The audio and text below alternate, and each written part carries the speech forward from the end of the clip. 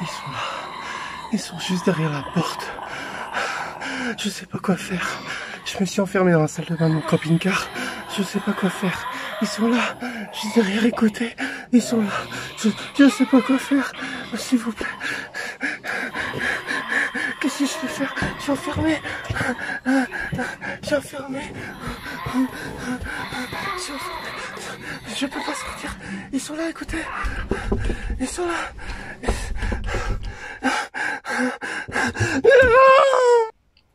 Bon allez, fini les conneries. Je rigole, j'avais envie de faire ça, je m'étais dit, je sais pas, un petit délire comme ça qui me motivait. J'avais vraiment envie de faire ce petit essai de film d'horreur. Je sais pas, j'ai toujours vu ça et je me suis dit, tiens, pourquoi j'essaierais pas? Donc voilà, donc nouvelle vidéo. Alors, je reviens 2 secondes. Oui, donc me revoilà, excusez-moi, je mettais le stabilisateur, ce sera mieux pour vous parler. Donc voilà, petit délire, et comme vous pouvez le voir, je suis enfermé, pour faire mon petit délire là, je me suis enfermé dans les toilettes du camping-car. Non, pas les toilettes, le cabinet de toilette, parce que vous pouvez voir, il y a un rideau, donc ça fait douche, il y a des WC, et il y a un lavabo. Et c'est de ça que je vais m'occuper aujourd'hui, c'est que nous avons des chats.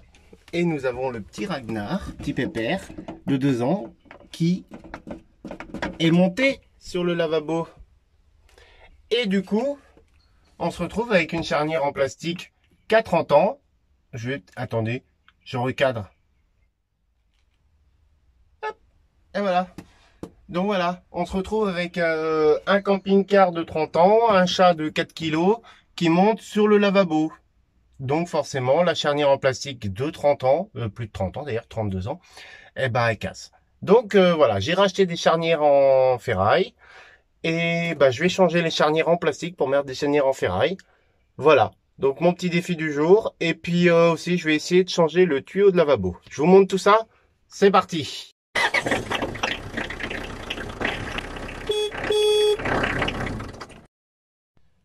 Donc voilà mon petit défi du jour. C'est cette fameuse charnière ici qui est cassée. Oui, ça flotte parce que je bouge vite. Voilà, cette charnière ici qui est cassée. Et je vais en profiter pour changer ce tuyau bleu qui va dans l'évacuation en fait. Et comme vous pouvez le voir, vous voyez, dès qu'on met le lavabo en haut et fixé, et ben le tuyau il rentre plus dedans. Donc j'ai acheté un tuyau d'évacuation des eaux usées pour les machines à laver. Je vais essayer de me débrouiller avec ça, de faire tout ça. Bon, c'est pas grand chose, hein. Il n'y a que, on peut pas, hop, comme ça, c'est mieux, un petit collier.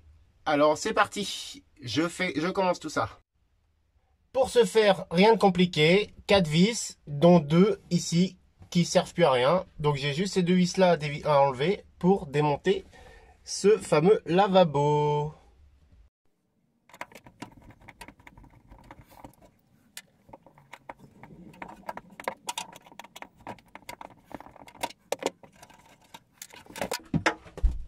Voilà, rien de plus simple. Maintenant, on va enlever la partie charnière qui est cassée.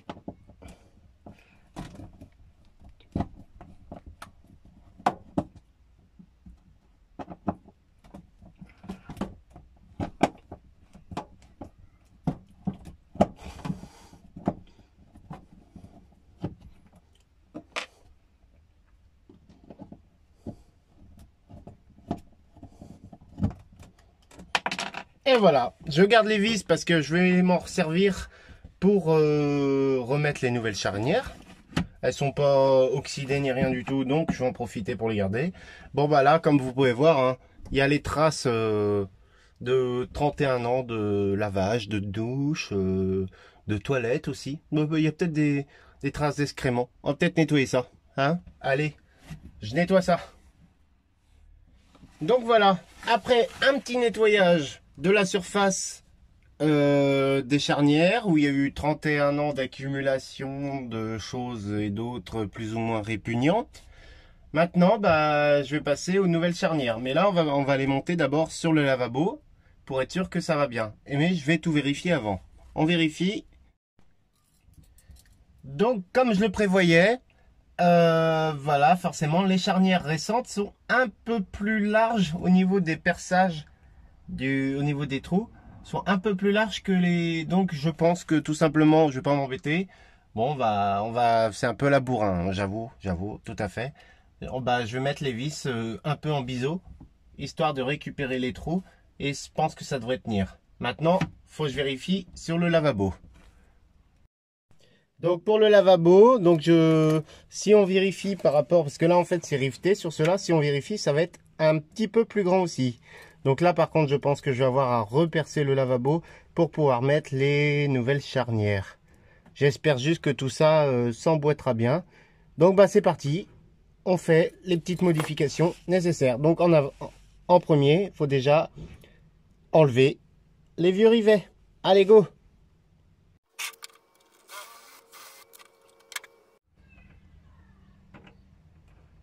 Premier rivet enlevé.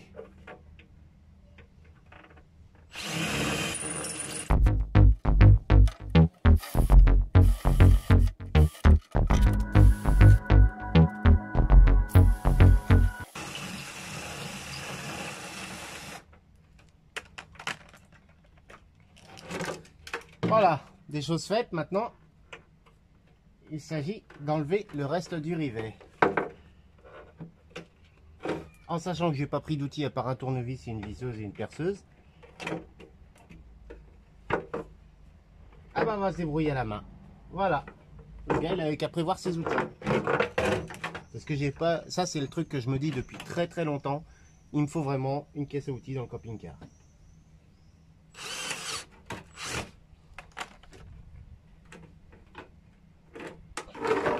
Donc voilà. Après m'être débarrassé des rivets, bon, un petit trou à louper, ça arrive malheureusement. Bon, les rageux, vous pouvez y aller, vous énerver. Voilà, mes rivets sont débarrassés, je me suis débarrassé du tuyau. Maintenant, on va essayer les nouvelles charnières à riveter là sur le lavabo. Allez, chercher la pince à rivet. Donc voilà, maintenant on peut essayer avec une charnière en vrai, sans rivet. Hop, alors, voyons voir. Voilà, c'est ça, les trous sont pas en face. Donc va falloir refaire un trou comme il faut et surtout ne pas se gourer de sens parce que oui, faut pas oublier que le lavabo lui, il est accroché comme ça en haut, ici, il est accroché ici. Donc faut pas oublier que la charnière doit être dans le bon sens. Donc on doit l'ouvrir comme ça. Donc c'est bon, allez go. Donc voilà, tout se passe merveilleusement bien. En fait non, regardez.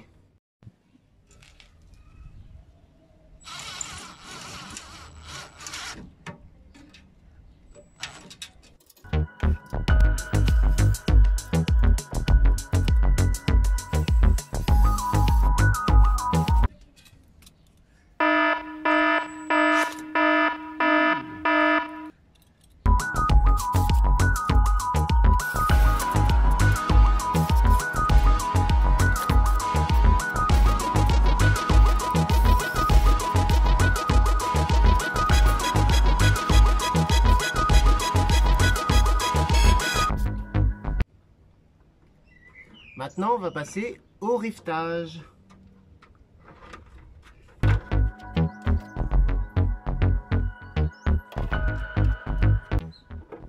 Alors là, la complexité du truc, c'est qu'il faut tenir la charnière, le rivet, la pince à rivet et le lavabo.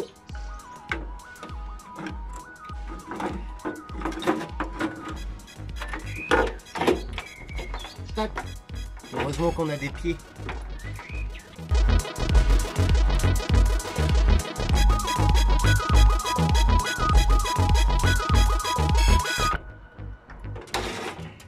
Bang! Ça c'est fait. Hop, suivant. Maintenant il n'y a plus qu'à prier. J'ai pas vérifié s'il est dans le bon sens la charnière. Mais normalement, je suis bon.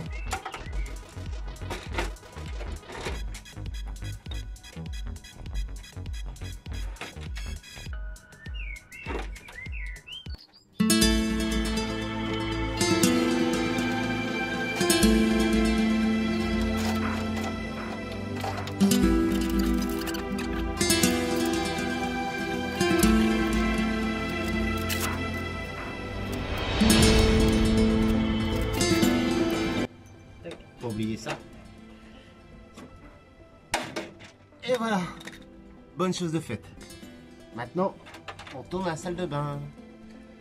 Maintenant, on va passer à la fixation dans le camping-car. Et vu que le gars, il est intelligent, bah, il s'est dit, tiens, je vais aller travailler dans le camping-car sous 32 degrés. Donc, je dégouline comme un porc. Allez, c'est parti. Donc, du coup, j'y vais au tournevis parce que vu que je récupère un des vieux trous, donc j'ai pas envie de tout niquer le bois parce que c'est une paroi en bois. La visseuse serait un peu trop brutale.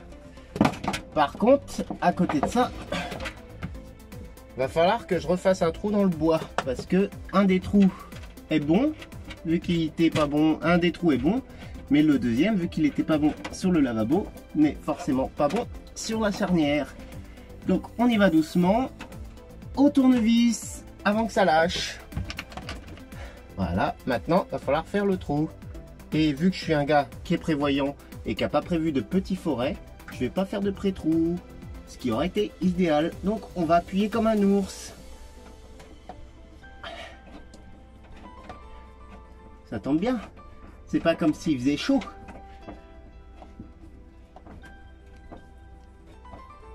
Hop, la petite dernière.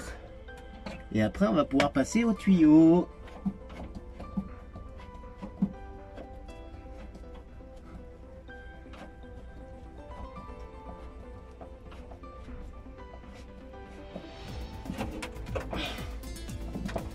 Et voilà. Donc j'ai remis les vis d'origine. Par contre c'est quand même des rivets en inox. Au moins eux ils craignent pas. Mais bon, je me dis que les vis en 30 ans elles ont pas morflé tant que ça. Donc ça devrait aller. Maintenant on va vérifier le bon fonctionnement de tout ça. Hop. Oh tiens. Putain, il est beau lui. Ah je suis con, c'est moi. Hop. Impeccable. Ça fonctionne bien. Ça repose bien sur les petits rebords en plastique là-bas, nickel. Donc c'est bon, comme ça madame, elle se retrouvera pas avec le lavabo qui tombe quand elle se lave les cheveux. Bon bah maintenant le tuyau. Alors pour le tuyau, je me suis pas embêté, j'ai pris un tuyau d'évacuation des eaux usées de machine à laver. Donc voilà, je pense que j'ai pas forcément regardé trop dans le magasin, mais à mon avis voilà. Que je prévoyais, ça rentre en force ici, donc impeccable. Maintenant va falloir juger la bonne longueur parce que j'ai pris 1,50 m, mais bon, vu que ce qui paraît logique ici c'est la plus grande des longueurs parce que quand on le met comme ça, voilà, ça va plier. Donc je vais essayer de couper assez ras ici pour que ça tienne quand même, mais voilà. Et puis on va être pas mal quand j'aurai coupé là, on va être pas mal. Ça fera au moins le tuyau en bas, il partira plus, il s'enfonce en force, donc on va être pas mal. Allez, cutter. Qu'est-ce que j'ai fait du cutter?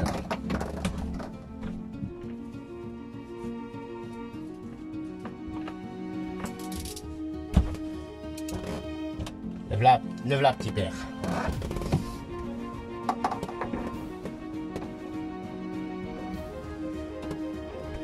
Alors, bonne longueur, on a pas mal.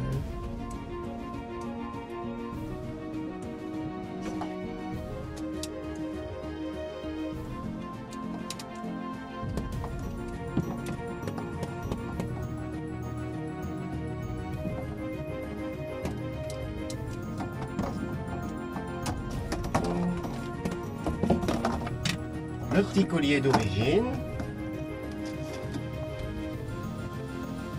Voilà, le tuyau est vissé, il est raccordé en bas, il est mis en force, donc on peut plus l'enlever. Maintenant, on va voir. Alors là, ouais, c'est ça qui va être chiant, c'est que pour l'évacuation, va falloir jouer avec le tuyau. Va falloir jouer avec le tuyau. Donc là, le lavabo va pas se vider parce que forcément ça remonte, va falloir faire ça, rejouer un petit peu avec le tuyau. Ouais, c'est pas ce que je prévoyais de mieux. Mais bon, j'ai pas le choix parce que malheureusement, il faut que je garde cette fameuse longueur. Qui, elle, est bien tendue. Donc voilà. Donc on va jouer avec le tuyau. Si quelqu'un a une idée d'ailleurs, si d'autres personnes ont d'autres systèmes assez ingénieux, Faites-en part dans les commentaires, je suis preneur. Hein, ça pourrait aider au lieu de jouer avec le tuyau tout le temps comme ça. On va voir si c'est pas mieux que l'autre tuyau, que bah du coup je remettrai l'autre tuyau, je vous dirai ça. Excusez-moi, je suis en nage, donc voilà, petite conclusion pour cette vidéo. Bon, toute somme toute simple, un petit délire au début, ça m'a fait plaisir. Ceux qui n'ont pas aimé, bah vous likez quand même. Voilà, non, c'est juste pour savoir, oui, bah, en fait, moi j'ai racheté le camping-car, j'ai aucun livret. Ni du camping-car, ni des accessoires, tout ça. J'ai mon fusible, ma chasse d'eau qui marche plus. Si vous avez une idée, donc j'ai racheté une pompe. A priori, l'ancienne a l'air de marcher. Par contre, j'ai vu qu'il y avait un fusible au niveau de la caissette. J'ai changé le fusible, mais ça ne fonctionne toujours pas. Est-ce que vous avez une idée sur la taille du fusible? Parce que je ne trouve pas, je n'ai rien trouvé sur Internet. Donc, si vous avez un fusible avec la taille à peu près, donc ce qu'il me faudrait, c'est le diamètre et puis la longueur du fusible. Hein, et je pense que je devrais m'en sortir avec tout ça, parce que la pompe a l'air de fonctionner. Donc voilà, c'était ma petite vidéo sur les travaux du cabinet de toilette du camping-car. C'est pas une grosse vidéo, mais voilà, j'avais envie de partager ça avec vous aussi. Mine de rien, bon bah, il évolue aussi, j'ai des travaux à faire dessus, et puis voilà. Bon bah les amis, c'est tout en sueur sous plus de 30 degrés que je vous dis à bientôt et bonnes vacances.